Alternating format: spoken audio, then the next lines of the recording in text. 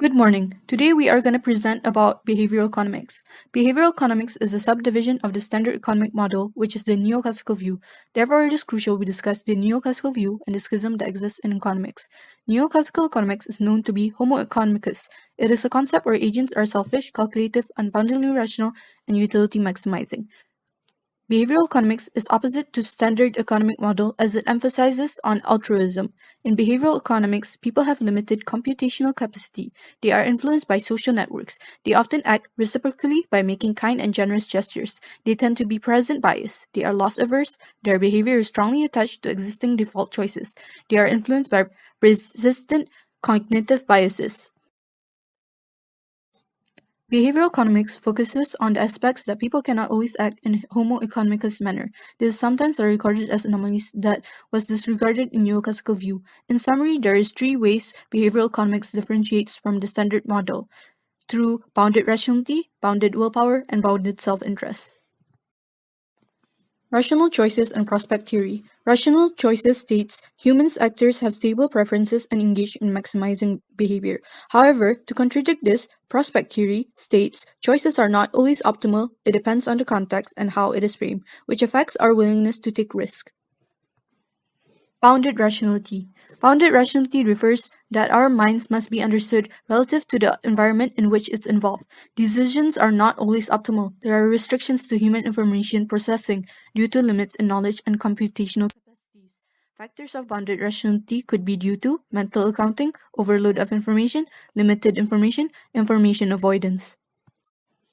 Mental accounting. According to mental accounting, people treat money differently depending on factors such as money's origins and intended use. Factors affecting this are choices overload. It occurs as a result of too many choices being available to consumers. Overchoice causes unhappiness due to decision fatigue. To reduce this, choices are simplified. Limited information. In case of limited information, good decision was made from experience, information, and prompt feedback. Information avoidance. Information avoidance is when people choose not to obtain knowledge that is freely available. Information avoidance is known to be a strategic way to avoid negative psychological consequences at present times, but known to be discouraged long term. Irrational decision making. The example of psychology of price. Aurelius introduced the concept of zero-price effect. It is when product is seen more valuable when it's advertised as free. A free chocolate versus 14 pence is more attractive than a 1 pence chocolate versus a 15 pence chocolate, even though the price difference is the same. Prices can also be for decoy effects. This is when people's preferences changes due to a third similar but less attractive option versus to when third option is not present. Dual system theory. Dual system theoretical framework is used to explain people's judgment and decision which does not conform to rational behavior. System 1 consists of thinking processes that are intuitive and relatively unconscious, which is rooted in impressions from mental content that is easily accessible. Whilst System 2 is more relative and controlled, which uses mental operation that causes overexertion. In dual system theory, there are 4 examples: availability and effects, salience, status quo bias, and optimism bias, and the overconfidence effect. Availability heuristics. Availability is a mental shortcut which increases possibility of a choice if information is readily available in memory. Salience. Opposite of availability. Salience is external equivalent. It is when information stands out, therefore increasing the possibility of being chosen. Status quo bias. Human aversion to change is the desire to stay the same. Optimism bias and overconfidence effects. Overconfidence effects may lead people to be overly optimistic as there is limited information. People tend to be overestimate good outcomes versus bad outcomes.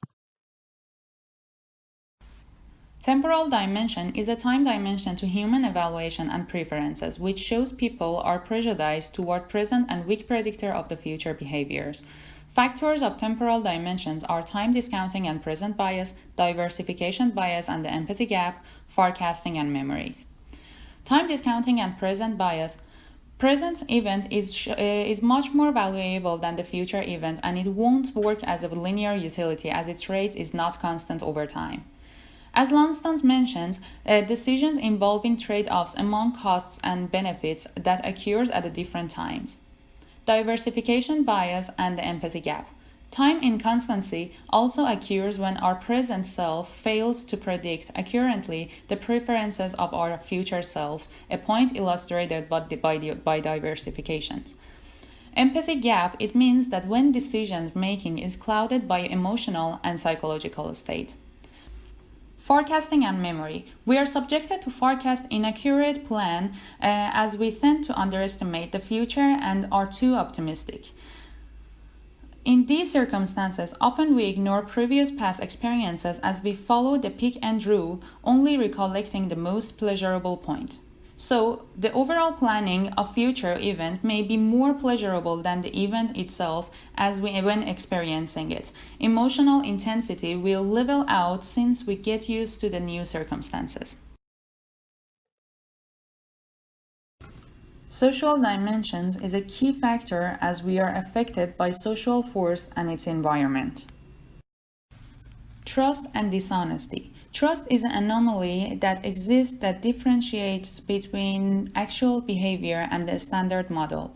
Reciprocity is the trusting behavior we exhibit in human relationship which we display with the stranger. Trustworthiness increases in the following factor: how close individuals are social and how high in status an individual is.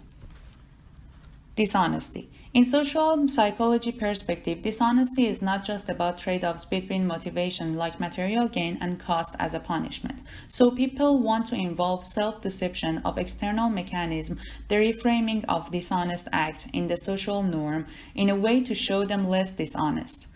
Whenever we think about long-term consequences, the self-deception can be reduced, which will show that lack of social norms is general driver of dishonest behavior with higher benefits and lower cost.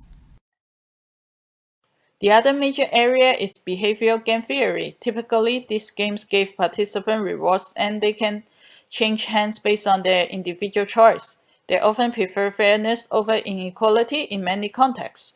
The desire of reciprocity is the effect of fairness. We have tendency to return the equivalent efforts for the other's actions.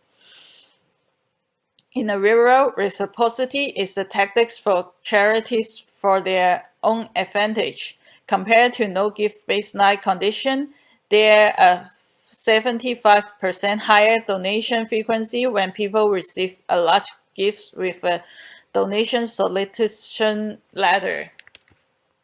Social norms are the expectation and the rules of our behavior within a society or a group of people. They heavily influence our identity, economics, monetary incentive, and self-concepts are what we get at the end.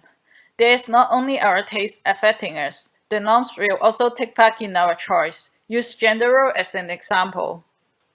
Norms can be very different in different cultures and contexts. While market norms would design a good service is worth to pay, however, you would not pay a family members for a meal that they prepare for you. Social norms are where most people think which behavior or action is appropriate.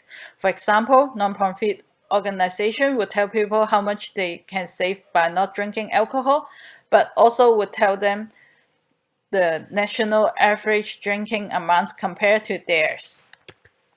The desire of having positive image of our identity is human emotional feedback to the society norms. We will change our action or simply change our attitude when the result is not helping us to achieve this desire. We usually try to make it rationalization, which is a form of conjunctive dissonance reduction. In this case, the preference is justified by the actions we take after the fact. Making a commitment is the most common way to be consistent to our future behavior, especially if it's done in public. Her behavior also contributes to people's susceptibility. Instead of using their own information or making independent decisions, they do what others do. It affects a lot in the finance. The collective irrationality of investors caused the stock market bubbles. Economic bubbles form when the prices are driven to a much higher place than their intrinsic value. The strong emotions such as envy or excitement overwhelm the question about the real value, making them persuade the market irrationally. It will cause an economic crash followed after the bubble burst. Lastly, disadvantages of behavioral economics. It is sadly not an absolute solution to neoclassical view of economics. It has been criticized for its laboratory experiments, such as them not using a good sample representative, and also observed behavior in laboratory can only be so real. Past behavioral experiments may not apply to the future as social contexts change from each generation to the other. Neoclassical school theorists believes that given sufficient incentive, human will learn that their behavior deviates from the standard model and adjust accordingly. Thank you for listening.